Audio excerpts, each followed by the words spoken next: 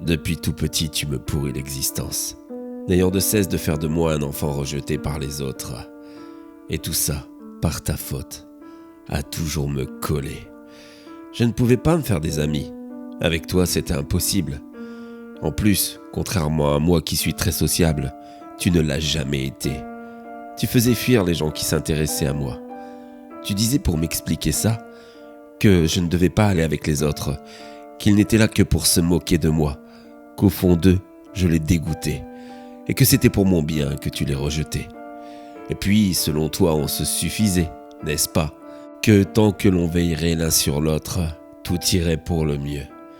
Si tu savais comme je te haïssais dans ces moments-là. À l'adolescence, ce fut pire.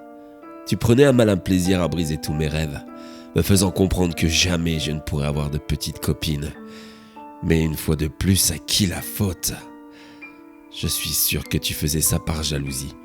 Parce que finalement, j'ai toujours été le plus beau de nous deux. Être jaloux de moi, tu tombais bien bas. Et puis, le temps a passé et nous sommes devenus adultes. Les conflits se sont multipliés. Nous n'étions jamais d'accord sur tout. Tu passais ta vie à me contredire et à toujours vouloir jouer les grands frères protecteurs. Comme si j'avais besoin de toi. D'autant qu'en plus, nous avons le même âge, imbécile.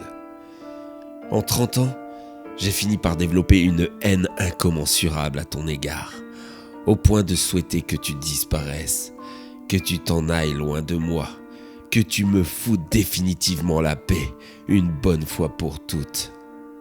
Mais nous savons très bien, toi et moi, que c'est parfaitement impossible. Alors, je me suis mis à souhaiter ta mort. Que tu passes l'arme à gauche, comme on dit. Mais bien sûr, sans qu'il ne m'arrive rien à moi. Cela va sans dire. J'ai nourri cette idée secrètement dans un coin de ma tête, sans rien faire jusqu'à cette semaine, où tu as dépassé les bornes.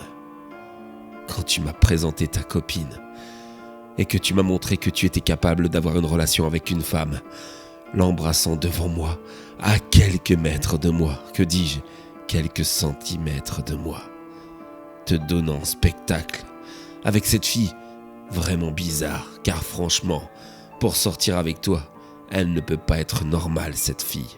Tu m'as mis tellement mal à l'aise, et tu semblais t'en régaler, ça avait l'air de te faire rire. Tu sais, c'était la fois de trop, frangin. Alors pendant ton sommeil, j'ai pris le contrôle et je t'ai égorgé avec un couteau que je gardais dans ma table de chevet. J'ai vu ton expression d'horreur. J'ai laissé tes mains sur la plaie, tenté vainement d'arrêter le sang. Ça a mis un peu plus de 2 minutes et tu étais mort. Je me débarrassais d'une partie de moi qui me dégoûtait au plus haut point. J'ai tout nettoyé, je me suis pris une douche, puis je suis allé me recoucher. Mais j'ai eu du mal à me rendormir avec cette odeur de sang juste en dessous de mon nez. C'était écœurant. Mais ce matin, je prends mon café en évaluant la situation. Et je me dis que je n'aurais jamais dû faire ça. Non pas que je regrette que tu sois mort, ça non. Je n'entends plus ta grande gueule et ça n'a pas de prix. Mais il me faut être honnête. Je me suis mis dans une sacrée merde. D'abord, ta tête ne tient plus. Elle se cogne constamment contre la mienne. Brinque-ballant à droite et à gauche. Puis, cette idée qu'elle va pourrir juste à côté de la mienne. Ah non. Je crois qu'il va falloir que je te la scie.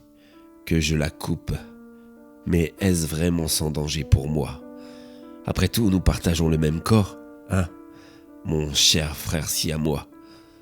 Un corps pour 2 têtes. Si j'en coupe une, vais-je y rester? De toute façon, il me faut bien me rendre à l'évidence. Je n'ai plus vraiment le choix.